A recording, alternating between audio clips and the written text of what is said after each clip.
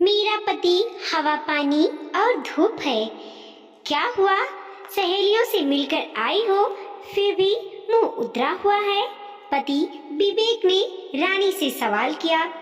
Dining table साफ कर रही रानी ने एक बार पति की ओर घूर कर देखा, फिर से अपने काम में लग गई। रात को फिर विवेक ने पूछा, रानी बताओगी भी? क्या बात है?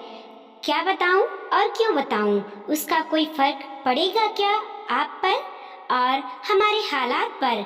और अब मैंने सोच लिया है कि किटी ग्रुप में जाना ही छोड़ दूंगी। बहुत बुरा लगता है मुझे जब किसी का पति उसे बड़ी कार से छोड़ने आता है। कोई बताती है कि ये डायमंड नेकलेस उसके बर्थडे पर उसके पति ने दी है। कोई अपने विदेश टूर की फोटोज दिखाती है तो कोई सबको इम्पोर्टेड चीजें गिफ्ट करती है और अपने पतियों की तारीफ के लंबे लंबे पुल बांधती रहती है। एक मेरे पास ही ना किसी को कुछ बताने का होता है ना ही दिखाने को।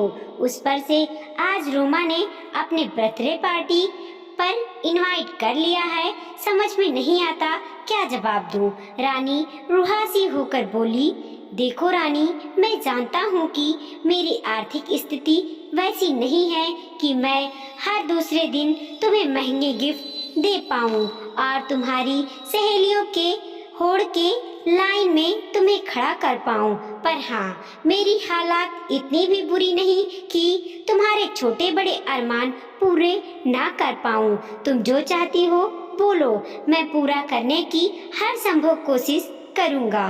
बड़ी बड़ी बातों से मन भरता है, पेट नहीं। पता नहीं पूरी जिंदगी यूं ही कट जाएगी, हर चीज के लिए तरसते तड़पते, या कभी बदलेगी भी। कहकर रानी ने अपना तकिया लगाया और मुंह घुमाकर सो गई। रानी एक निम्न मध्यम वर्गीय परिवार से थी। शादी भी वैसे ही परिवार में हुई, पर शुरू से ही उसे वैभव और चकाचौंध बहुत भाते थे, तो दोस्ती भी वो हमेशा अपने से ऊंचे लोगों से ही करती थी। इसका ये दुष्प्रभाव था कि उनको देखकर हमेशा उसके मन में हीन भावना चलती रहती और मन ही मन वो हमेशा परेशान रहती। हालांकि अपनी नियति को स्वीकार कर वो अपने आप को अपनी परिस्थितियों में एडजस्ट कर चुकी थी, पर जब अपनी सहेलियों से मिलकर आती तो 2-3 दिन उसका ये हैंगओवर रहता था, जिसके शिकार कभी पति तो कभी बच्चे होते रहते थे। अपनी ये परेशानियां जब वो माँ से बांटती तो वो कहती, रानी कभी मत भूलना कि दामाद जी का प्यार भले ही बंगला गाड़ी सोना चांदी तो नहीं, पर हाँ हवा धूप और पानी की तरह जरूर है, जो भले दिखता नहीं पर हमें हमेशा मिलता है और बिना शर्त के मिलता है। ना मिले तो तू जी नहीं पाएगी। माँ भी तो अपने दामाद की ही भक्त है। बेटी का दुख कहाँ दिखता है उसे। कई बार उसने सोचा कि वो अपनी व्यस्तता का बहाना बनाकर ग्रुप छोड़ दे, पर उसकी सहेलियाँ किसी न किसी बहाने से उसे वापस बुला ही लेती और उसका भी वो मन जिसे वो दबा कर रखती थी हुलारे मारने लगता और वो फिर पहुंच जाती। रानी, हम क्या सोच रहे थे, ग्रुप की मीटिंग 2 दिन से बढ़ाकर 4 दिन कर देते हैं। महीने में कम से कम हर हफ्ते हम सबका मिलना भी हो जाएगा। इसी बहाने एक दिन ग्रुप लीडर का फोन आया, रंजना मैं 2 दिन ही बड़ी मुश्किल से निकाल पाती हूँ, तुम 4 दिन की बात कर रही हो। मुझे तो बख्श दो यार, वैसे भी अगले महीने से बच्चों की परीक्षाएं हैं तो उतना समय मुश्किल है मेरे लिए। रानी ने अपनी समस्या रखी। अच्छा, कल ही रोमा की बर्थडे पार्टी है ना, तुम आ रही हो ना? वहीं बात करेंगे। और सुनो, फैमिली पार्टी है तो सबको लेकर आना। हमारे पतियों और बच्चों की यह पहली मीटिंग होगी ना। मैं तो कल शायद बाहर जा रही हूँ। रंजना, रानी ने झूठ बोला। चल झूठी, कल तो अपनी सिटी बंद है ना। किसी पॉलिटिकल पार्टी ने बंद करवाया है। तू कहाँ जाएगी बंद में? पार्टी शाम को 7 बजे से है। ओके, चल मेरे पार्लर में अपॉइंटमेंट है, कल मिलते हैं। उफ, बैठे बिठाए एक मुसीबत। रोमा की पार्टी में जाने लायक तो कपड़े भी नहीं घर में सबके पास। कुछ अच्छा गिफ्ट तो लेना होगा, और 7 साल पुरानी खटारा कार से गए तो कितनी बेइज्जती होगी। ऑटो से जा नहीं सकते। अगर अकेले जाएगी तो खुद बुरा लगेगा। सुनो ना, कल रोमा की बर्थडे पार्टी है, सबको बुलाया है। मैंने तो टालने की कोशिश की पर चली नहीं मेरी बात, तो क्या करें बताओ? चलेंगे, और क्या सोचना है इसमें? विवेक ने बिंदास अंदाज में कहा। पर गिफ्ट हमारे कपड़े और जाएंगे कैसे? मतलब मैं उस खटारा सी दिखने वाली गाड़ी से नहीं जा रही, टैक्सी बुलवा लेंगे, तुम टेंशन मत लो। रही गिफ्ट की बात, तो वो तो अभी भी लेना होगा ना, कल तो सिटी बंद है। चलो ले आते हैं, और अगर कपड़े लेने का मन हो तो वो भी ले लेना। हाँ, ये भी ले लेना, वो भी ले लेना। और महीने के बजट की जो बैंड बजेगी उसका क्या होगा? सब मैनेज हो जाएगा रानी, मैं थोड़ी बहुत एक्स्ट्रा ड्यूटी कर लूँगा। तुम खुश हो जाओ, इससे बड़ी खुशी तो मुझे कुछ दिखती ही नहीं दुनिया में। मस्का मत मारो, कपड़े तो दिवाली वाले सबने एक ही बार ही डाला है, वही डाल लेंगे कल भी। पर गिफ्ट तो लाना होगा ना। चलिए, विवेक रानी को शहर के सबसे बड़े गिफ्ट शॉप पर ले गया। इसमें तो 1000 से ऊपर स्टार्टिंग ही गिफ्ट की है, तो ले लो ना। अच्छा सा गिफ्ट, तुम्हारी दोस्त है ना। रानी सारे गिफ्ट उठा उठा कर देखने लगी। चुपके से उनकी प्राइस टैग भी देख लेती। रानी ने सोचा एक बार ऊपर वाले फ्लोर पर भी देख आए। सीढ़ियाँ चढ़ ही रही थी कि तभी ऊपर किसी के चिल्लाकर उतरने की आवाज आई। ये क्या नाटक लगा रखा है? पिछले 30 मिनट से अपने आंखें पीछे घुमा रही हो। कितने कॉल्स आ रहे हैं, मेरे लोग वेट कर रहे हैं। पैसे दे दिए, सब कुछ दे दिया, अब ये नया सागल पाल लिया है तुमने।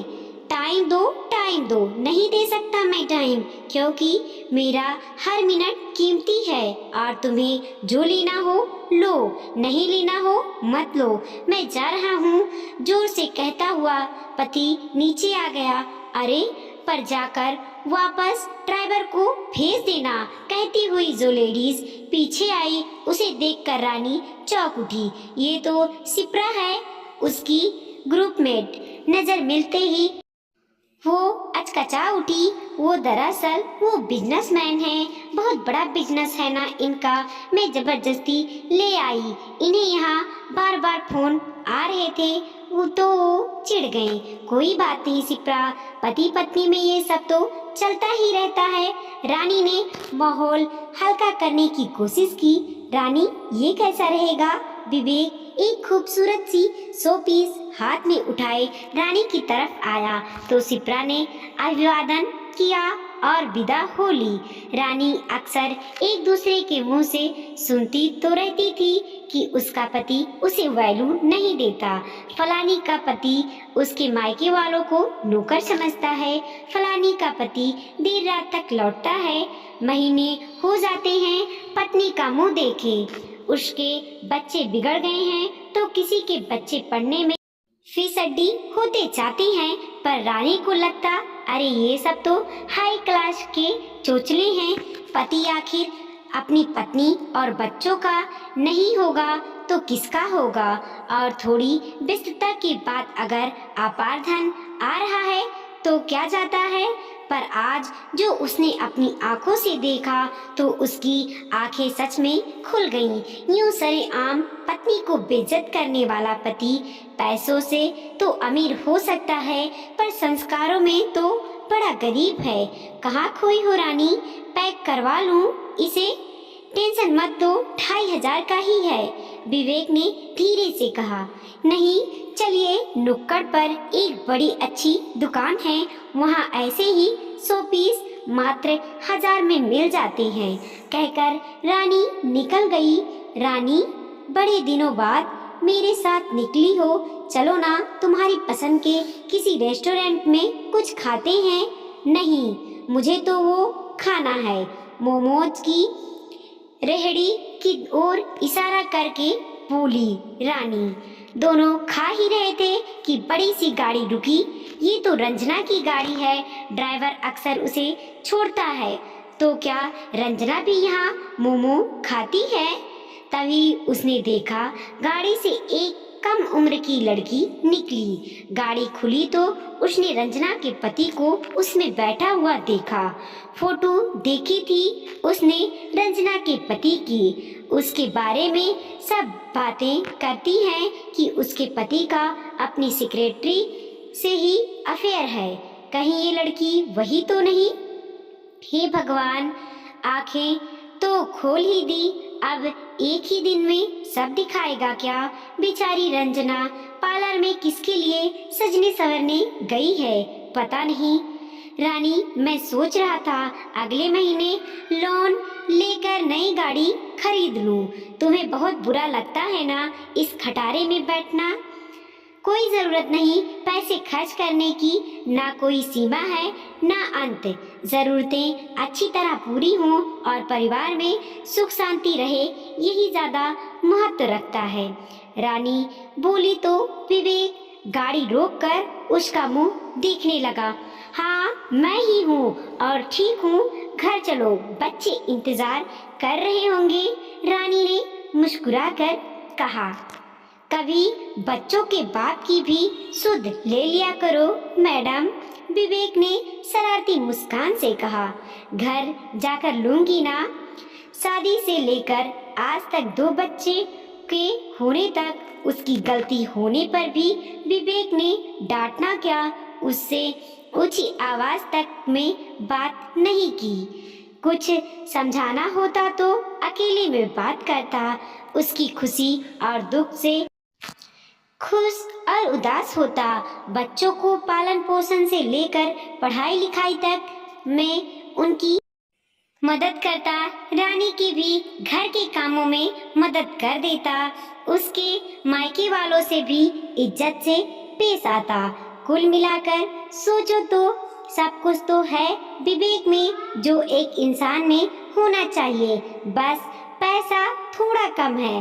पैसा तो बस एक साधन है, पैसों से गुण, संस्कार और खुशियाँ थोड़ी ही खरीद जा सकता है। सच कहती थी माँ, उसका पति उसके लिए हवा, पानी और धूप ही है जो दिखता नहीं है, पर उनके बिना जी भी नहीं सकती वो। दोस्तों, पैसा इतना भी जरूरी नहीं है जितना जरूरी है कि पति मान सम्मान और इज्जत करे। वीडियो को लाइक कीजिए, कमेंट कीजिए और अपने दोस्तों के साथ जरूर शेयर कीजिए। चैनल पे नए हैं तो प्लीज सब्सक्राइब कीजिए और देखते रहिए मोटिवेशनल स्टोरी।